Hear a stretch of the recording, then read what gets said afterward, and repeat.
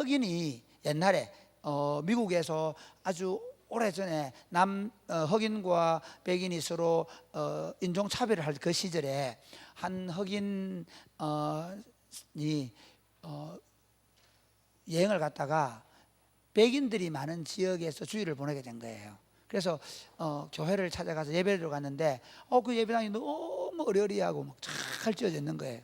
그래서 예배하러 딱 갔는데 거기 안내하는 분들이 여기는 안 됩니다. 여기는 백인들이 오는 교회입니다. 그렇게 쫓겨난 거예요. 또 다른 지역 갔는데도 또 그렇게 쫓겨났어요. 그래서 투덜투덜 쫓겨나와가지고 공원에서 앉아 있는데, 그래서 혼자서 예배를 한다고 혼자 예배하고 있는데 옆에 누가 앉아 계시는 거야. 예수님이야. 예수님 여기 왜 계세요? 주일 예배 안 받으시고. 그러니까 너 왜 여기 있는데? 저는 쫓겨났어요. 흑인이라고. 나도 쫓겨났다. 웃자고 하는 얘기가 아니고, 우리는 우리가 드리고 있는 예배에 대해서 하나님이 받으실 거라 생각해 보셨어요? 하나님 우리 교회가 드리는 예배를 받으실까? 안 받으실까? 내가 드리는 예배를 하나님이 받으실까? 안 받으실까? 내가 보니까 옛날에 여러분들, 내가 어릴 때 청년부 때 생활할 때 모습 같으면 여러분 지금 예배를 하나 안 받아. 왜? 그때는 예배가 어떻게 했냐면 음수가 들어야 예배 받거든. 지금 다 공짜로 받은 아이스틱 들고 와가지고 커피 들고 앉아가 예배들 빨아먹고 막 성경 읽어달라 했더만은 서연이 와가지고 이거 들고 오더라. 이거 이래 예배 하나님 받으시겠나? 과연 하나님은 우리가 어떨 때 우리 예배를 받으실까? 진짜 여러분 한번 고민해 봤어요. 가인과 아벨이 하나님 앞에 제사를 드렸잖아요. 그런데 하나님이 가인의 제사를 안 받고 아벨의 제사를 받았잖아요. 그러면 우리가 같이 예배 드리지만 하나님은 내 예배를 받으실까? 생각해 보셨어요?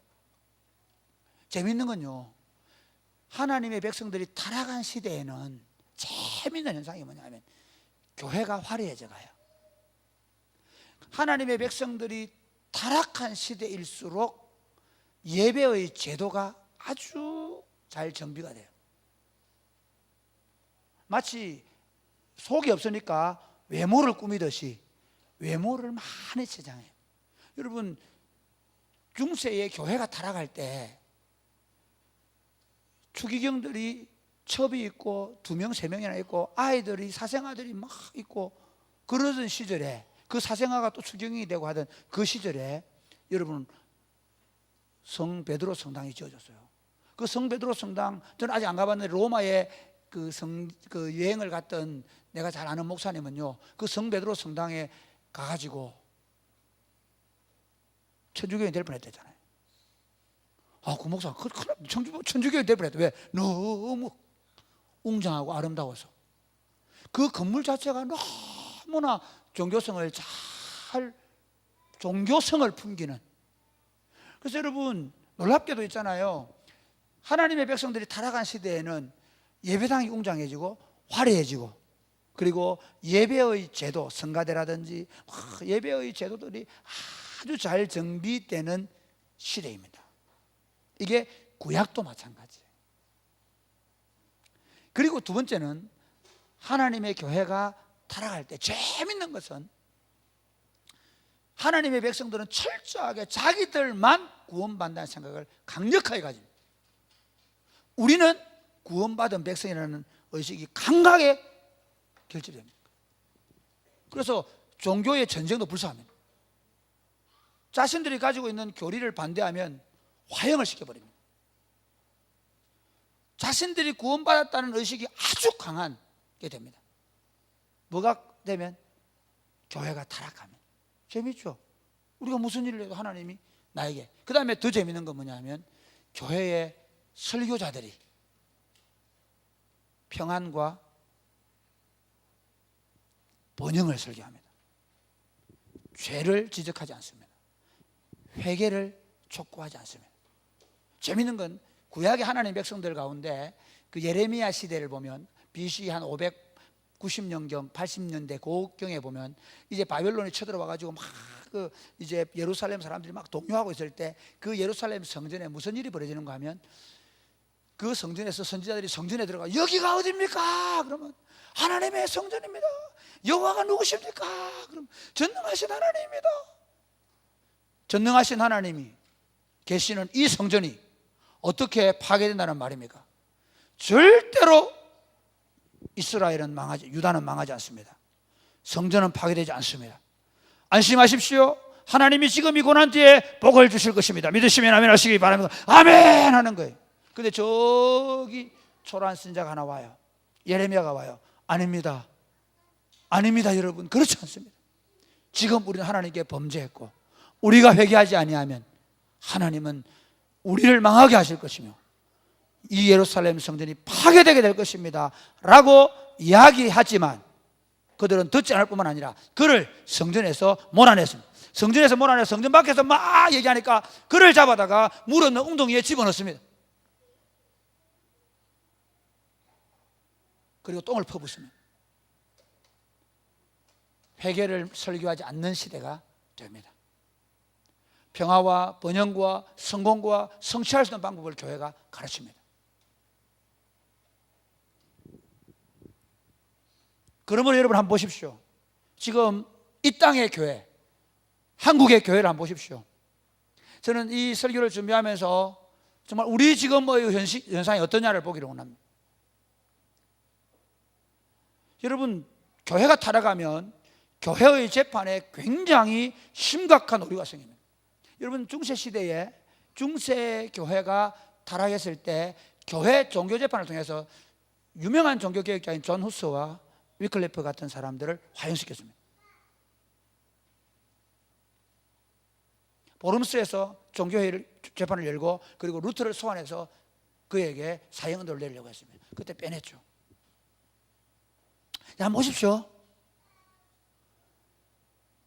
오늘 한국 교회를 보면서 정말 안타까운 건 뭐냐면요, 한국의 가장 큰 교단의 두 교회, 가장 큰 교단의 가장 큰 교회 두 교회가 지금 재판에 입사했습니다.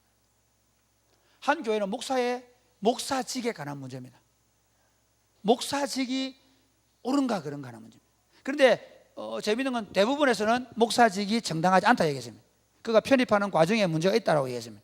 그런데 본 그 교단과 노회와 그 교단에서는 원래 기여 입학이 있다, 원래 기여를 많이 하는 사람들에게 편입을 그렇게 한다 그러는데 실제로 우리 어떻게 했냐면요, 우리 철저하게 그 과정을 잘 마쳐야 편입됩니다. 제가 모르겠습니다. 어쨌든 간에 재밌는 건 세상법정은 그는 그 교회 목사직을 수행할 수 없다 얘기했고 그 교회와 노회와 총회는 목사직을 수행할 수 있다 얘기했습니다. 또 반대로 얘기해 볼까요? 그 다음으로 큰 교단의 가장 큰 교회의 목사가 대물림을 했습니다. 이 과정에서 그 안에 있는 그 교단 안에 그 노예 안에서 교회를 바르게 세우자는 젊은 목사들이 잘못됐다라고 소를 걸었습니다. 총회 재판이 열렸는데 총회 재판 이렇게 얘기했습니다. 우리 헌법은 현직에 있는 목사나 장로의 자녀에게 되물림할 수 없다라고 되어 있지 은퇴한 목사에게 자녀에게 되물림할 수 없다라고 되어 있지 않다라고 얘기합니다. 그러면 은퇴했다는 말은 3개월 전에 은퇴한 김모 목사님께서 3개월 동안 내가 왜 이제 알았어. 왜 기다렸는가? 은퇴하고도 왜 목사를 안 세웠는가? 기다린 거야. 그리고는 몇 개월 뒤에 세웠어요. 그렇기 때문에 법은 되물림이 아니다 라고 했다. 그런데 제가 무슨 얘기하고 싶으냐면요, 이거에 저는 맞다 틀리다 얘기하지 않고 싶어요. 중요한 건 뭐냐, 지금 이것 때문에 세상이 덜끓고 있어요. 좋아요. 저는 어떤 세상의 법 잣대로도 교회를 좌지우지할 수 없습니다. 맞습니다. 그럼에도 불구하고 교회가 세상보다 더 엄격하고 발라야 되고 교회가 세상보다 훨씬 더 공의로워야 되고 정의로워야 되는 것은 맞습니다. 할렐루야. 저는 세상의 잣대를 가지고 교회를 바라보면 절대로 안 된다고 생각합니다. 맞습니다. 성경적이라. 근데 그러면 성경적인 거 하나 문제가 있어서 우리의 양심의 법과 성경의 법에 우리가 정말 중요하게 생각해야 합니다. 오늘날 여러분 교회가 얼마나 공격을 많이 받습니까? 불법과 음란과 온갖 세상의 물질주의, 세상의 그 성적인 타락이 교회로 몰려 들어와서 교회가 얼마나 어려운 가운데 있습니까? 이미 세상 우리 위협합니다. 최근에 보니까 무슨 거기 보니까 우리가 생명이다. 그래서 그 여성들이 뭘 얘기하냐면 낙태를 합법화시켜 달라. 이게 지금 가장 반대하는 교회입니다. 그렇죠, 당연하죠. 동성연애도 마찬가지. 근데 저는 당연하게 반대를 생각합니다. 근데 문제가 뭐냐면, 그러면 우리는 교회 안에 그러려고 하면 우리가 어떻게 되냐, 목사들이 성회에서 정결해야 돼요. 교회 안에 교인들이나 목사들이 돈에 있어서 깨끗해야 돼요. 과연 우리는 우리 자신과 세상을 정화시킬 능력이 있는가를 묻고 싶어요. 세상이 정말 타락해 있고 이 세상을 정화시켜야 되는 게 교회의 책무인데, 세상을 하나님의 말씀으로 바로 세워야 되는 게 우리 책무인데, 맞는데 우리가 정말 그럴 수 있는 준비가 되어 있는가? 저는 지금 한국 교회가 너무 심각하게 타락했기 때문에 지금 이 교회 세상에 흘러가는 이 불의하고 악한 세상에 대하여 하나님의 말씀을 바르게 선포할 수 없는 상황으로 변질되어 가는 것이 아닌가. 이런 상황 속에서 하나님 우리 예배를 받으실 수 있는가. 오늘 재밌는 건, 오늘 본문은요, 오늘 본문이 그런 거예요. 오늘 본문이 지금 누가복음은 이런 겁니다. 누가복음은 예루살렘으로 올라가는 길입니다. 누가복음은 예수님이 3번을 올라갔던 예루살렘을 올라가는 길에 대하여 한 번으로 쫙 요약을 합니다. 그러니까 예수님이 있었던 일을 한 번으로 요약을 하면서 어떻게 하냐면, 예수님이 예루살렘에 올라가셔서 그리고 모든 인류의 대를 지시고 대속의 제물이 되시는 제물이 되셔서 하나님과 우리 사이를 화해시킨 인자로 기록을 합니다. 그런데 예수님이 오늘 본문은, 우리가 지난주에는 예루살렘 입성하시는 거죠. 입성. 뭘 타고 입성하셨습니까? 지난주 안 했지, 설교 내가. 숙제 다 봤습니까? 동영상 본 사람? 감사합니다. 손들어 하면 또 여러분이 안 하고도 또 유혹받을 수 있으니까. 지난주에는 예루살렘 어떻게 입성하셨습니까? 나귀 새끼를 타고 입성했습니다. 겸손하신 왕, 말씀을 성취하시는 메시아로 입성하십니다. 그런데 입성을 하시는데 예루살렘 오셔가지고는요, 예루살렘 진짜 그 당시 예루살렘 성이나 예루살렘 성전은 어리어리합니다. 그 시골 촌놈들이 볼 때, 이야, 이거 정말 입이 벌어집니다. 여러분, 우리 진량 살다가 있잖아요. 저 서울에 한 가보세요. 입이 쫙 벌어지죠. 63빌딩 막 이런 게 있으면 안 부러지나? 나만 그런가? 아니 진짜 옛날에 우리 예준이 예차에 데리고 일산 살다 내려왔잖아요. 휴가 때 우리 일산 갔거든. 그러니까 딱 입이 첫 마디가 뭐냐면, 입을 딱 열면서 이게 도시지 그러더라고요. 실제로 굉장히 예루살렘 성과 이런 성전 특히 웅장합니다. 그런데 그 예루살렘 성을 보고 예수님이 우십니다. 왜 우시는가? 왜 우시는가? 그리고 그 예루살렘 성은 왜 파괴될 수밖에 없었는가? 그리고 예수님은 그 예루살렘 파괴를 통해서 어떤 일을 하셨는가 하는 것이 오늘 본문에 제가 본문을 가지고 나눌 말씀입니다. 먼저 오늘 본문을 보면 예수님은 왜 예루살렘 성을 바라보시면서 우시는가 하는 것입니다. 이게 이스라엘 사람들하고 이게 좀 다릅니다. 지금 제자들이나 하는 사람들은 어떻게 하기를 바랍니까? 메시아가 와가지고 예루살렘 성에서 왕이 되셔가지고 온 세상을 다스려 주기를 바라거든요. 이해가 됩니까? 실제로 이스라엘 사람들은요, 메시아가 오면 예루살렘에서 이제 메시아의 왕국을 건설하고 온 세상이 메시아에게로 돌아오는, 예루살렘으로 돌아오는 것에 대한 예언을 해놨습니다. 그런데 예수님은 이 예루살렘에 들으시면 막 우시면서 이렇게 말씀합니다. 우리 42절 말씀 같이 시작.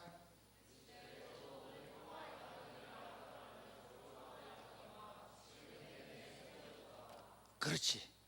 네, 자, 여기 이쪽에 마이크 영상팀 누가 있어요? 위에. 종호가 여기 저 서현이 형 마이크 좀 켜놔. 네. 왜냐하면 우리 지난주에 우리 동생이 와서 설교를 들었는데 우리 동생이 하는 말이, 형님 자꾸 성경 틀렸는데 왜 성경을 형님 읽노? 함부로 읽는 사람 중에 읽어 좀 달라고. 알겠죠? 자, 보세요. 예수님 이렇게 얘기합니다. 예루살렘을 향해서 오셔가지고 막 예루살렘을 우십니다. 42절에 예루살렘아 예루살렘아 네가 평화에 대하여 알았더라면 좋았을 뻔하는데 지금 너에게 평화가 숨겨져 있다라고 얘기합니다. 여러분 왜 이 말을 하느냐면요, 여러분 예루살렘 성이 무슨 성 자체가 평화의 성입니다. 예루살렘, 살렘은 뭐예요? 살롬은 평강이거든요. 그래서 평강의 성이라는 말입니다. 예루살렘 이름 자체가 평강의 성이에요. 예루살렘은 어떻게 건설되는가 하면 여러분 잘 알죠? 물맷돌로 골리앗을 쳐 죽인 사람 누굴까요? 물맷돌로 골리앗을 쳐 죽인 사람 누굴까요? 1번 요한, 2번 요나단, 3번 베드로, 4번 다윗. 내가 얘기했지? 제발 좀 대답 좀 해라고. 몇 번이라고? 다윗은 그걸 좀 얘기하는 거 미리. 다윗인데 이 다윗이 진짜 위대한 왕인지 뭔지 알아요? 다윗이 왕이 됐어요. 왕이 됐으면 사울 왕은 뭐냐면 지 기념비 세우고 지 궁궐 지고 바쁜데 다윗은 왕이 되자마자 무슨 생각을 하냐면, 야, 하나님이 이 나라를 다스리게 만들자. 그래가지고 하나님이 이 나라를 다스릴 도시를 건설하는데 그게 예루살렘, 여부서 족속에게 천의 요새인 예루살렘을 빼앗고 그 이름을 예루살렘이라고 하고 거기다가 뭘? 여호와의 법궤를 안치하면서 여호와 하나님 이 도성에서 이제 이 이스라엘과 천하 만국을 통치해 달라고 얘기했습니다. 그리고 그 아들 자기가 그 예루살렘에서 여호와의 궁전을 짓고 싶었어요. 그게 성전이죠. 성전을 짓고 싶어가지고 다 준비하고 지으려 하는데 뭐랍니까? 안 된다. 너 아들 살롬의 왕, 솔로몬이 살롬 왕입니다. 솔로몬이 살롬이라는 단어 들거든요. 평화의 왕이 평화의 성전을 지어야 한다는 것입니다. 그래서 그 평화의 도시에 평화의 왕인 솔로몬이 여호와의 성전을 지어서 온 세상에 하나님의 통치를 실현되어서 세상에 평화가 오기를 열망하는 마음으로 그 성전을 지었단 말이에요. 그런데 오늘 예수님 오셔가지고 이 도성이 평화에 대하여 평강에 대하여 숨겨져 있다라고 말씀하고 있는 겁니다. 그러면서 뭘 예언하시는가 하면 그 다음 43절 시작. 날이 이를지라 내 원수들이 토둔을 쌓고 너를 둘러 사면으로 가두고 계속해서 또 너와 및 그 가운데 있는 내 자식들을 땅에 메어 치며 돌 하나도 돌 위에 남기지 아니하리니 이는 네가 보살핌을 받는 날을 알지 못함을 인함이니라 하시니라. 예수님은 뭘 보느냐면요, 이 살롬의 성에 들어왔습니다. 그래서 사람들이 야, 이 평화의 도성. 여러분 옛날에 우리 교회 다닐 때만 해도 예루살렘 그러면 엄청나게 그리워하는 성입니다. 우리 옛날에 성가대 할 때 뭘 부르냐면 이런 노래를 불렀어요. 예루살렘 예루살렘 그 거룩한 성아 호산나 노래하자 호산나 부르자 이러면서 예루살렘 그러면 우리도 그 아름다운 성, 그 평화의 도성 그렇게 생각했거든요. 지금 많은 사람들이 이 도성에 들어오면서 메시아를 통한 평화를 얘기하는데 예수님 자체는 그래서 막 평화에 그래서 그 여기 본문 앞에 38절에 보면 그 사람들이 제자들이 뭐라 외치느냐 하면 하늘에서는 평화요 땅에서는 하늘에서는 평화요 높은 곳에서는 하나님께 영광이로다라는 노래를 불렀단 말이에요. 그러니까 평화의 왕이 오신다는 얘기예요. 이제 평화의 왕이 오셔서 세상에 하나님께 영광을 돌리게 될 것이라 그랬는데 예수님은 울고 계세요. 예수님은 통탄해하고 계세요. 예수님은 비탄해하고 계세요. 왠지 아십니까? 예루살렘이 조금만 지나고 나면 거기에 예루살렘이 이 사면으로 토둔이 쌓이게 되고, 그 말은 그 성을 항상 성을 공략하는 최고의 그 당시 전법이 뭐냐면 그 성의 높이만큼 옆에다가 흙으로 성을 쌓아가지고 공격하는 거예요. 토둔이 쌓게 되고 그렇게 되어서 그 예루살렘이 결국 멸망하게 될 거라는 예언의 말씀인 거예요. 실제로 그렇게 됐습니다. 예수님이 돌아가시나 40년 뒤에 로마의 티투스 장군이 예루살렘을 쳐들어오는데요, 예루살렘에 3년 동안 이렇게 포위를 하고 있어요. 그러니까 포위를 당해 놓으니까요, 여러분 그 요세푸스의 전쟁사를 읽어보면 정말 놀라운 게, 야, 얼마나 잔인한가 하면요, 그 당시 예루살렘 성을 포위를 해 놓으니까 그 성 안에 사람들이 식량이 부족해집니다. 식량이 부족해지면 어떤 일이 벌어질까요? 힘센 놈들이 득세합니다. 그래서 어떻게 하냐면요, 깡패들, 소위 말하면 깡패들이 다니면서 사람들을 패 죽이고 빼앗고 그렇게 해서 사실 자기들 안에 강도떼들이 수십만의 사람을 죽입니다. 재밌죠? 딱 로마는 포위만 했는데 불구하고 그 내부에서 그 내부 안에 강도떼들이 다니면서 사람들을 죽이고 빼앗으면서 먹을 게 없으니까 자기들의 배를 채우는 일이 벌어졌습니다. 그리고 나중에 이 성이 그 망할 때 얼마나 그러냐면 여자들의 배를 가릅니다. 왜 배를 가르냐면요, 로마 군병들이 이런 생각을 했습니다. 이런 얘기를 들었습니다. 무슨 첩보를 들었냐면 예루살렘 사람들이 그 자기들의 금과 은을 도망가려고 배에 집어넣고 도망간다는 거죠. 그러니까 배부른 여자들은 다 갈라버린 거예요. 110만 명 이상이 죽습니다. 이 전쟁으로. 지금 110만 명, 여러분 뭐 그냥 그래? 아니, 110만 명 이상이 죽습니다. 그리고 그 금투사가 되거나 노예로 예루살렘 사람 다 끌려 들어갑니다. 그러면서 완전히 예루살렘이 초토화됩니다. 이것이 그 당시 예수님이 보고 계시는 예루살렘의 멸망이었고, 그것이 예수님이 십자가에 죽으신 다음에 40년 뒤에 그 일이 실제로 일어났습니다. 그러면 왜 예루살렘은 망하게 되는가? 물론 역사적으로는 예루살렘이 로마에 반역을 했기 때문에 로마가 그렇게 온 겁니다. 나중에 재미있는 건 요세푸스가 이런 그 티투스 장군이 절대로 성전을 파괴하지 말라 했거든요. 근데 이 로마의 군병들이 너무 열받아가지고 화가 나가지고 그 대장군의 명령을 거절하고 불을 던져가지고 예루살렘 성전이 완전히 그게 막 금은이 녹아내리면서 더 심각하게 훼손돼 버리는 그런 일들이 있었다라고 성경 기록합니다. 그런데 왜 이런 일이 있었는가? 역사적으로는 반역한 거였지만 실제로 하나님은 왜 예루살렘이 멸망하게 하셨는가? 그 이유가 뭔가? 그 다음 한번 볼까요? 45절부터 시작. 성전에 들어가사 장사하는 자들을 내쫓으시며 그들에게 이르시되 내 집은 기도하는 집이 되리라 하였거늘 너희는 강도의 소굴을 만들었도다 하시니라. 지금 예수님이 보고 계신 건 뭐냐면요, 지금 그 45절 내용이 너무 중요한 내용이에요. 45절 이게 실제로 지금 예수님께서 말씀하시고자 하는 말씀의 핵심입니다. 왜 예루살렘은 멸망할 수밖에 없었는가? 왜 그랬는가? 바로 성전의 타락입니다. 항상 그래요. 하나님의 백성들의 타락인데 그게 지금 성전을 통하여 나타나고 있는 것을 말합니다. 예수님이 이 다른 복음서는 이렇게 되어 있거든요. 그 노끈을 채찍을 만들어 가지고 소 파는 자들의 소를 쫓아내고 양떼들의 양을 쫓아내고, 그리고 그 비둘기 파는 자들 그 비둘기 상자를 가져가라 그러고 환전상들의 돈을 엎어버려요. 왜 그랬냐면요, 그 당시 성전에 이런 일이 있었습니다. 제사를 드리러 가려고 하는데 우리가 예루살렘에서 제사 드리러 가려면 저 멀리 외국에서 오고 그러잖아요. 소를 끌고 오다가 그 소가 몇 개월씩 오다 보면 다칠 수도 있잖아요. 그러면 흠 없는 양을 드려야 되는데, 흠은 소를 드려야 되는데 그 흠이 생기면 안 되잖아요. 끌고 실컷 몰고 왔는데 불합격 그러면 안 되잖아요. 그래서 어떻게 하냐면, 야, 성전의 주위에다가 목장을 만들어 놓고 잘 길러놔고 제사장이 합격하는 것만 양의 문으로 들어오게 해가지고 성전에 놔두고 그걸 판매하면 안전하잖아요. 돈만 가져오면 되잖아요. 근데 돈을 밖에서 쓰는 돈하고 성전에서 쓰는 돈이 달랐거든요. 그래서 환전해가지고 그래가지고 물건을 사서 하나님이 제물을 드린다. 이게 얼마나 좋은 생각입니까? 그런데 문제가 있어요. 이게 어떤 문제가 있는가 하면요, 이게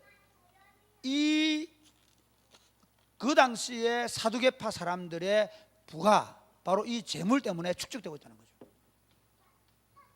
이들이 이 상권을 가지고 있으면서 어떻게 하냐면 그 재물들을 환전을 통해 이익을 남기고 또 재물을 팔아서 이익을 남기면서 그들은 부자가 되어서 갈릴리 지역이나 이런 데 영지를 갖게 된 거예요. 여러분, 하나님의 백성들이 타락할 때 성직자들이 부자가 돼요. 오늘 한국 교회가 지금 몇백억을 목사가 횡령을 해도 문제가 안 되는 이게 심각한, 그러니까 저는 누가 횡령한 걸 욕하자는 얘기 아닙니다. 그게 문제가 안 되는 시대가 그게 바로 타락한 증거라는 거죠. 그 당시에 바로 사두개파 대제사장들과 제사장들이 엄청난 부를 누리면서 그걸 갈릴리 지역에 영지를 사놓고 거기에서 그들은 그 일반인들은 로마의 수탈을 당하고 있음에도 불구하고 그들은 그 제사장 권력으로 엄청난 부귀와 영화를 누립니다. 두 번째는 뭐냐면요, 이들이 만들어 놓은 장소예요. 이 장소가 어떤 곳이냐면요, 이 성전뜰은 그냥 성전뜰이 아니고 어디 뜰이냐면 예루살렘에 가면 지금도 그 서쪽에 보면 통곡의 벽이 있어요. 여러분 예루살렘 한번 쳐보세요. 그거 보면 통곡의 벽 한번 쳐요. 통곡의 벽 보면 예루살렘 이제 동쪽 편이 성전이기 때문에 이쪽 벽에서 성전을 바라보는 벽이 거기에서 막 그 이스라엘 사람들 기도도 하고 그 다음에 그 기도한 내용을 막 꽂아놓기도 하고 거기 와서 온 세계에 있는 그 이스라엘 남자들이 성인식을 하는 거 거기에. 근데 그 성인식을 하는데 보면 실제로 지금도 그 벽을 중심으로 이쪽에는 남자들의 터, 이쪽에는 여자들의 터, 뭐 이런 식으로 되어 있어요. 그래가지고 남자들이 성인식을 하고 있으면 여자들이 어떻게 하냐면 요 파티션 같은 게 쳐져 있는데 그 울타리를 넘어 보고 있어요. 막 박수. 그러면 이제 아이들 자기 아이 성인식하고 가져와서 울타리 빼가지고 막 올리고 있으면 막 그 박수를 그렇게 해요. 그렇게 지금도 하고 있습니다. 지금도 유대인들은 남자들이 들어오는 뜰과 여자들과 아이들이 들어오는 뜰이 달라요. 그런데 보세요. 그 다음에 있는 뜰, 지금 뭐 아예 흔적도 없는데 거기는 뭐냐면요, 이방인의 뜰이에요. 하나님은 이방인들까지도 예배를 받으시기를 원하셨습니다. 할렐루야. 하나님은 모든 열방이 레위인들, 제사장들 때문에 유대인들이, 그리고 유대인 아이들이, 그리고 이방인들이 다 하나님께 나와 예배하는, 그러니까 하나님의 나라는 우리들만의 리그가 아닙니다. 우리들만 예수 잘 믿는 거 아닙니다. 온 세상이 우리 때문에 하나님을 알게 되는 것이 하나님의 꿈이고 하나님의 우리를 부르신, 그건 구약이나 신약 동일합니다. 그런데 이스라엘은 어떻게 하냐면 그 당시 유대인들은 이렇게 하는 겁니다. 그 이방인의 뜰에 장사치들을 갖다 놓는 거야. 그래가지고 소 팔고 양 팔고 비둘기 팔고 환전하면서, 그 예수님이 지금 예루살렘에 올렸을 때 유월절 시기거든요. 유월절 시기에 와서 이방인들이 와서 예배를 드리고 싶어도 예배를 드릴 곳이 없는 거야. 왜? 소똥 냄새, 양똥 냄새 저거 다 풍기고 있으니까. 그러면서 막 쫓겨다니고 기도할 수 없는 거예요. 그 상황 속에서 내 집은 기도하는 집이라고. 실제로 이렇게 이사야서 56장 7절 한번 보실까요? 같이. 영상 시작. 내가 곧 그들을 나의 son으로 인하여 기도하는 내 집에서 그들을 기뻐할 것이며 그 다음 시작. 그들의 번제와 희생을 나의 제단에 기꺼이 받게 되리니 이는 내 집은 만민이 기도하는 집이라 일컬음이들. 그러니까 이 예루살렘 성전은 유대인만의 장소가 아니란 말이에요. 만민들이 와서 하나님을 희생 제사를 드리고 예배하고 기도하도록 만들어 놓은 것이 바로 예루살렘 성전인데, 그들은 자신들의 탐욕을 만족시키기 위해서 어떻게 하는가 하면 그 장소에 장사치들을 장사하는 장소를 만들어 놓고 그들은 거기서 엄청난 이득을 누리고 있는 거죠. 여러분 그 당시에요, 예루살렘 성전에 그 예배를 하면 수십만 명이 와요. 그 엄청난 부가 이루어져요. 마치 지금 좀 이런 얘기 하면 다른 종교를 비판하는 것 같은 걸 좀, 불교 절에 한 번씩 유명한 절에 그 무슨 날이고 4월 그 초파일 날 있잖아. 그런데 뭐 엄청난 1,000만 원짜리 막 등이 걸리고 이러잖아. 그렇게 생각해봐. 막 수십만 명이 와서 제사를 드리는 거예요. 그럼 그 재물들을 다 사는 돈을 거기 축적이 되는 거죠. 그런데 재밌는 건요, 이 성전을 누가 지었어요? 더 재밌는 게 해볼까요? 이 성전을 누가 지었어요? 헤롯 대왕이 지었단 말이에요. 헤롯 대왕은 사실은 하나님을 믿는 사람은 아니에요. 헤롯 대왕은 이두메 사람, 제가 족속을 인종차별하자 민족차별하자 얘기 아닙니다. 그게 원래 이두메 족속이 왜 유대인이 됐는가 하면, 유대 나라가 한때 마카비라는 마카비 그 반란을 통해 가지고 하스몬 왕가라는 왕족이 예수님 오기 한 100년 전에 있었어요. 그 왕족들이 뭘 했냐면 에돔을 정복해 가지고 에돔까지도 한 나라로 만들었단 말이에요. 그러니까 로마 입장에서 봤을 때는 에돔도 같은 유대 땅이라죠. 그러니까 그 에돔 출신이지만 헤롯을 로마 황실과 너무 친하니까 황제가 왕으로 책봉을 해가 보냈어요. 그렇지만 에돔 족속이 유대인의 왕으로 하는데 누가 인정해 줍니까? 유대인들은 철저하게 배타적입니다. 어떻게 이방 그 에돔 놈이 우리 유대의 왕이 돼? 다윗의 혈통이 돼야 되는데 그렇잖아요. 안 되는 거예요.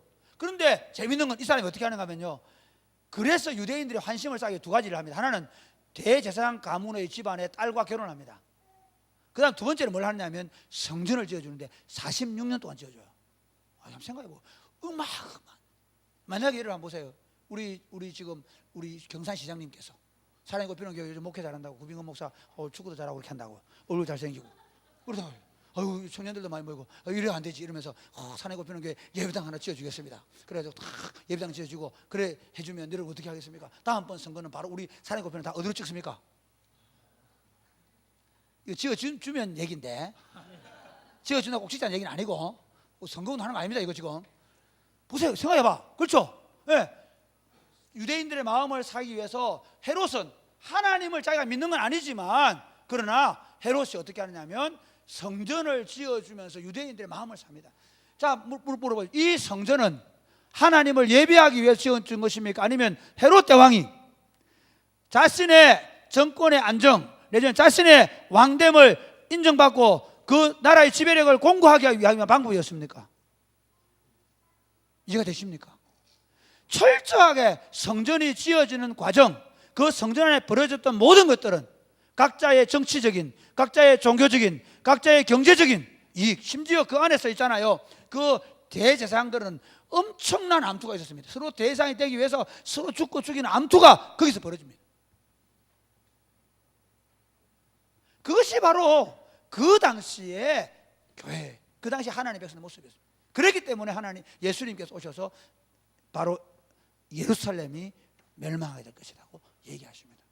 오늘 우리 한번 보십시다. 저는 목사님 왜 목사님께서 우리 교인들 가운데 목사님은 설교하실 때마다 왜 우리의 실상을 그렇게 리얼하게 자꾸 드러내십니까? 그럼 우리 복 받고 우리 잘 살고 우리 성공하고 우리 번영하고 기도하면 응답하시고 그런 설교도 많은데 왜 이렇게 하십니까? 종종 참 제가 좀 어리석어요. 왜냐하면 교인들이 이렇게 하면 잘 안 보이는데 이상하잖아. 내 영혼이 잘된 같이 범시가 잘 되고 강건하게 될 줄 믿음이 되면 그러면 좋겠는데 그러고 하고 싶은데 실제로 지금 뭐가 문제냐면요, 지금 우리 땅에 지금 이 한국 땅에 벌어지고 있는 일은 사실은 철저하게 어째 보면 탐욕에 의한 교회일 수 있습니다. 예를 하나 들어볼까요? 우리 믿음의 선배들이 예배당을 지을 때 참 순수한 마음에 예배당을 짓기도 했지만 많은 경우에 목회적 어려움을 돌파하기 위해 예배당을 짓습니다. 교인들이 막 시끄러우면 예배당 짓는 데 마음을 먹습니다. 그리고 그 예배당을 짓기 위해서 부흥사들이 와가지고 막 헌금하게 합니다. 그래서 막 어떤 사람은 1,000만 원, 어떤 500만 원 막 헌금합니다. 그 헌금하고 해놓고 뭘 얘기합니까? 헌금했으니까 내가 장로가 되고 권사가 되고 그렇게 되어 갔던 것이 많은 교회에 있었던 역사입니다.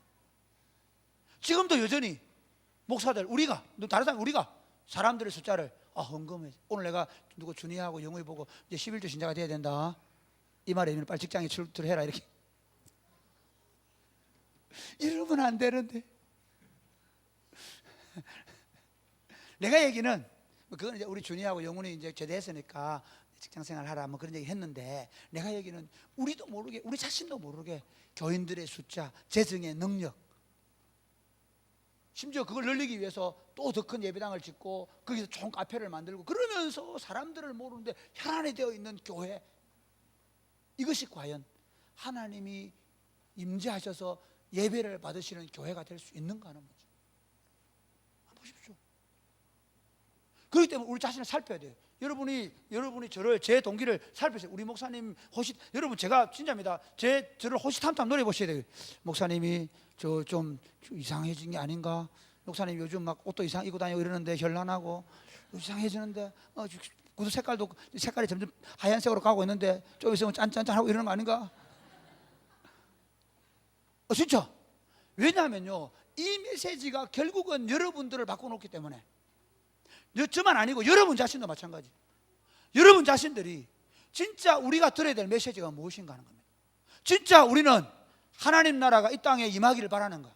진짜 우리는 우리 번영이 아니라 하나님 나라가, 하나님의 통치가 이 땅에 실현되어서 정의와 사랑이 흐르는 그런 하나님의 나라가 이 땅에 임하기를 바라는가? 이 불법과 이 불이, 이 물질적 세상, 그래서 돈 가진 자들의 갑절이 행하는 이 땅 속에서 진짜 하나님의 공의가 실현되는 그런 나라를 꿈꾸는가? 이 음란하고 더러운 세대. 그래서 온갖, 여러분 지금 이 나라에는 음란과 방탕함이 이미 하늘을 찌릅니다. 원룸 개수한 원룸. 정상적인 가정의 부부들이 자기 배우자 외에 다른 배우자와 관계를 맺는 일이 너무나 자연스러운 시대가 되어버렸습니다. 뭐 동성애는 말할 것도 없고 그것만 얘기하지 말자고. 다 교회는 다 막아내야 돼. 여러분, 교회는 다 막아내야 돼요. 교회는 한 부분만 아니라 다 막아내야 돼요. 아니 위력이 안 해서 위력이 아니라서 아닌 관계에다 얘기하는데, 아니 그러면 도지사하고 그러면 그럼 부르는데 안 갈 수 있나? 물이 갖다 놓고만 가야 되는데 들어갔다 이러는데 정말 나쁜 겁니다. 아니더라도 가진 자들, 정권을 가진 자들에 대하여 더 엄중한 심판이 있어야 되는데 우리는 그렇지 못한 게 현실인데, 교회마저도 그렇게 돼갔나 봐. 교회마저도 힘 있는 교회, 교회마저도 큰 교회, 교회마저도 힘 있는 목사들에 대하여 선방망이 돼가는, 이게 우리 실정이라는 말이에요. 하나님 이런 교회를 향하여 뭐라고 말씀하실 거예요? 여기서 끝나면 안 되죠. 하나님의 일은 여러분 놀랍습니다. 하나님의 일은 항상 우리가 절망하지 말아야 이유가 있습니다. 한국 교회가 지금 위기다. 여러분 그것까지 말해. 그 위기를 하나님은 놀랍게 회복하십니다. 자, 한번 보실까요? 그 다음 한번 보시죠. 48절 9절 시작. 47절 시작. 예수께서 날마다 성전에서 가르치시니 대제사장들과 서기관들과 백성의 지도자들이 그를 죽이려고 꾀하되 백성이 다 그에게 귀를 기울여 들으므로 어찌할 방도를 찾지 못하였더라. 지금 성전에 계신 예수님을 보면, 그렇죠, 성전이 예수님 말씀을 가르치잖아요. 자, 여기 중요합니다. 자, 성전에서 지금 소 팔고 양 파는 자 다 쫓아냈습니다. 그렇죠? 그리고 성전에서 당신의 말씀을 가르칩니다. 이 예수님을 이렇게 한번 보십시오. 이 예수님이 지금까지 양들과 소떼 비둘기들은 뭡니까? 메시아의 그림자입니다. 진짜 하나님과 사람 사이를 화해시킬 분이 오실 것인데, 그분이 오셔서 한 분의 영원한 속죄의 제사를 드림으로 말미암아 우리가 그 예수님을 힘입어, 그 메시아를 힘입어서 담대히 하나님 앞에 나아갈 수 있도록 하실 것에 대한 기대를 가지고 지금까지 양을 잡고 소를 잡고 비둘기를 잡으면서 매년 제사를 드렸단 말이에요. 이제 예수님이 오셔서 그들의 탐욕에 대하여 심판하실 뿐만 아니라 더 이상 그림자된 소와 양과 비둘기는 뭐예요? 의미가 없어진 거예요. 성전에서 가르친 예수님을 한번 보십시오. 이제 이 성전에서 영원한 단번의 제사를 자신이 드릴 것에 대하여 말씀하시고, 그리고 어떻게 거기서 십자가를 지시고, 그러니까 이미 예수 제자들에게 여러 번 얘기해요. 내가 예루살렘 올라가면 장로들과 서기관들로부터 대상들부터 고난을 받고 죽어야 된다. 바로 이 죽음은 뭐냐면 바로 이 양들과 소들과 비둘기가 더 이상 죽지 않아도 되는, 한 번에 자신이 하나님의 어린 양이 되셔서 단번에 영원한 속죄의 제사를 드림으로 말미암아 이제 하나님과 이 성전의 의미가 없어지는, 이 성전이 필요가 없어지는, 이제 하나님과 우리가 담대하게 만날 수 있는 관계로 만드시기 위하여 예수님이 십자가에 못 박혀 죽으시는 것입니다. 할렐루야.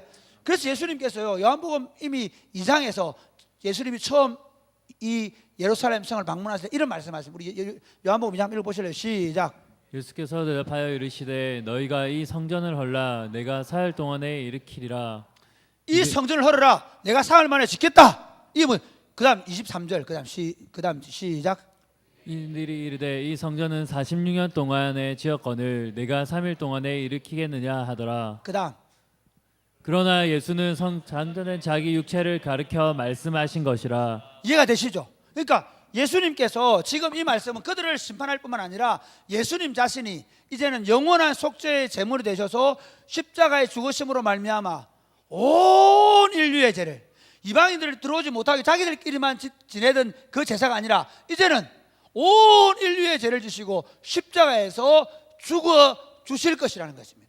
이것이 예수님께서 이 땅에 오신 이유이며, 예수님께서 지금 성전에 오셔서 그 성전을 깨끗하게 하시는 이유이며, 그래서 이 성전은 반드시 파괴될 수밖에 없는 이유인 것입니다. 그들의 반역뿐만 아니라 이제는 더 이상 성전이 필요 없게 되는 것이죠.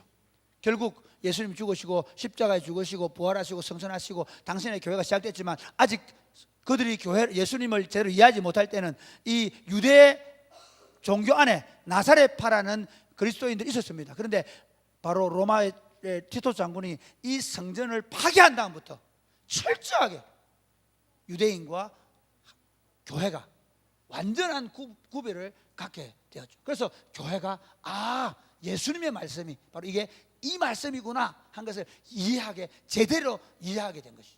그래서 우리 몸이 성전인 것과 우리 공동체가 성전인 것에 대하여 이해하게 된 것입니다. 자, 우리 한번 볼까요? 우리 그다음 뭐니라 고린도전서 16장 그 3장이가 시작. 너희는 너희가 하나님의 성전인 것과 하나님의 성령이 너희 안에 계시는 것을 알지 못하느냐. 네, 자, 여기까지. 너희가 하나님의 성전인 것과 하나님의 성령이 너희 안에까지 알지 못한, 이 말의 의미는 뭐냐면요, 여기서 고린도서 3장 16절에 하는 말은 이겁니다. 뭐냐면 우리 자신이 하나님의 성전이 되었는데 너희 자신들이 음욕과, 그 당시에는 고린도 교회에서 너희가 정욕으로, 성적인 탐욕으로 너희 몸을 더럽힐 수 있느냐? 그러면 안 되는 그 말이에요. 여기서 우리 한 적용할 겁니다. 이제 적용하고 끝낼 건데, 먼저 우리 자신들을 한번 보십시오. 예루살렘 성전에 오셔서 그들을 그 성전을 향해 우시면서 그들의 심판을 예언하신 예수님을 생각하면서, 예수님께서 이제 십자가에 죽으시고 부활하셔서 진짜 자신이 성전이 되셔서 자신을 깨뜨리시고 우리에게 생명을 주시면서 우리에게 새로운 생명을 주시고 성령을 주셔서 이제는 이 땅에서 성전은 먼저 우리 몸이 된 것입니다. 할렐루야. 우리 자신이 된 것입니다. 그러므로 여러분, 우리 몸을 어떻게 사용해야 합니까? 우리 몸을 하나님이 기뻐하시는 거룩한 산제물로 드리게 되기를 주님에게 축복합니다. 탐욕과 정욕과 더러운 생각 속에 빠져 살 수가 없는 겁니다. 음주 가무에 너무 깊이 취해가 살 수가 없는 겁니다. 여러분을 정죄할 마음은 조금도 없습니다. 정말 우리 자신들이 어떻게 하면 우리 몸을 하나님이 기뻐하시는 거룩한 산제물로 드릴까, 매일같이 청년의 때에 고민해야 됩니다. 할렐루야. 청년이 무엇으로 그 행실을 깨끗게 하리까? 주의 말씀을 따라, 같이 주의 말씀을 따라 삼가할 것입니다. 할렐루야. 아무렇게나 굴리지 않겠다. 내 몸을, 내 삶을 하나님이 기뻐하시는 대로 내가 사용하겠다. 믿으시면 아멘 하시기 바랍니다. 그리할 때 하나님이 여러분의 인생을 소중하게 다루십니다. 여러분 진짜.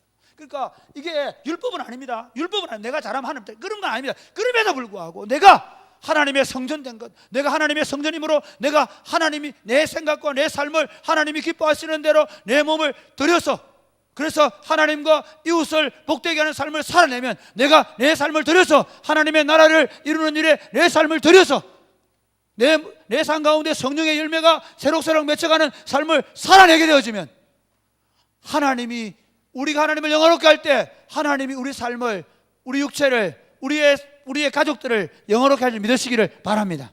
할렐루야. 두 번째, 우리 교회 공동체를 향한 메시지입니다. 우리 에베소서 한번 보실까요? 같이 시작. 너희는 사도들과 선지자들의 터 위에 세우심을 입은 자라. 그리스도 예수께서 친히 모퉁이 돌이 되셨느니라. 그의 안에서 건물마다 서로 연결하여 주 안에서 성전이 되어가고. 우리가 어떻게 된다고요? 사도들과 선지자들의 터 위에서 예수 그리스도가 모퉁이 돌이 되시고, 우리는 예수 믿는 사람들이 다 뭐가 돼서 같이 연결되어 가면서 하나님의 성전이 되어가는 성전 공동체를 말합니다. 여러분, 여기서 우리가 중요한 교훈이 있습니다. 그러면 여기서 이 성전됨의 핵심이 뭐냐면요, 삼위 하나님의 존재 방식인 사랑의 연합, 사랑의 공동체성입니다. 우리가 사랑의 연합을 이루어서 어떻게 해요? 더 정의롭고 더 공평하고 더 사랑으로 충만한 공동체를 우리가 세울 수 있게 되기를 주님의 이름 축복합니다.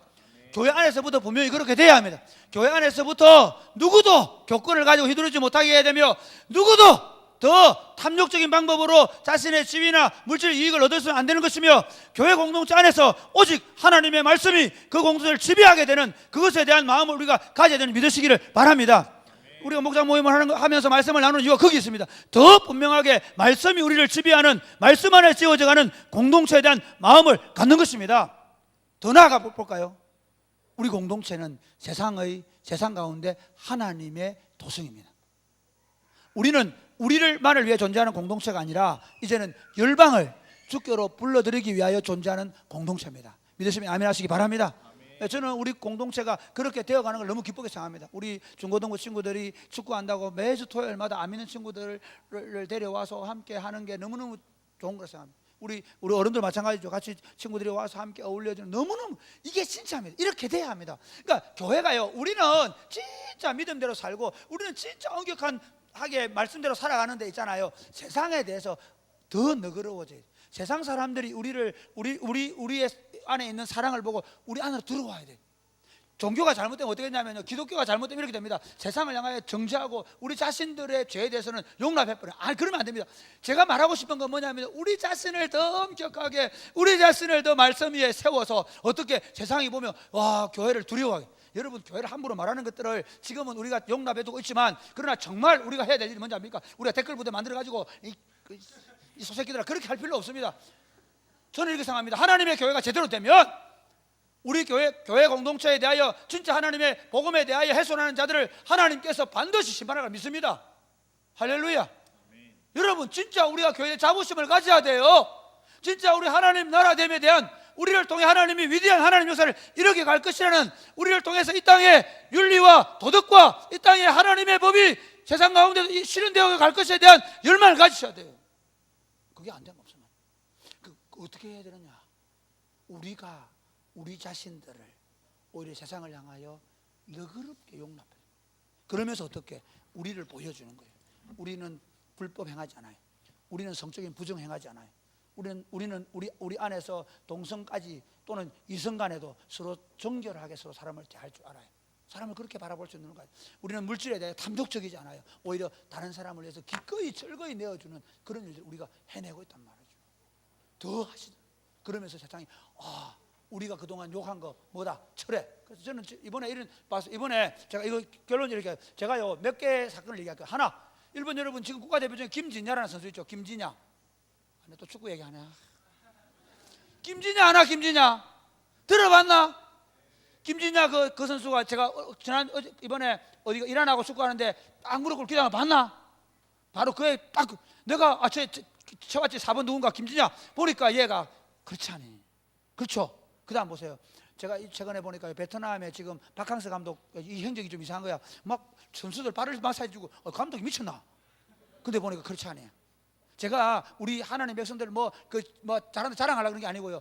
내가 느낀 게 이 사람 인생의 마지막을 어떻게 보낼 줄 아는 분이구나. 사실 지금 박항서 감독 누가 알아주지 않고 나이가 많이 들어버렸거든요. 그런데 지금 베트남에서 하나님이 그를 영으로 만들어 놓은 이유가 뭐겠습니까?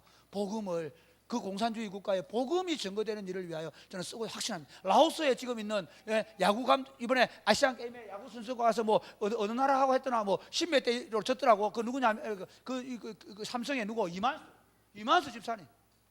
내가 이분이 분명히 성경에 많이 갔다고 확신하면, 무슨 말을 하고 싶으냐면요, 우리가 선 자리는, 내가 가지고 있는 재능은, 내가 가지고 있는 물질은 나를 위해서 더 나를 철옹성처럼 쌓아가는 게 아니라 내 삶을 통하여 세상 사람들이 하나님께로 돌아오는 도구가 되는, 통로가 되는 그런 공동체로 우리가 세워져 갈 수 있게 되기를. 그래서 여러분들의 삶을 통해서 세상 사람들이 하나님을 두려워할 뿐만 아니라 하나님께로 돌아오고야 많은 삶이 되게 되기를 주 예수님의 이름 축복합니다. 아멘.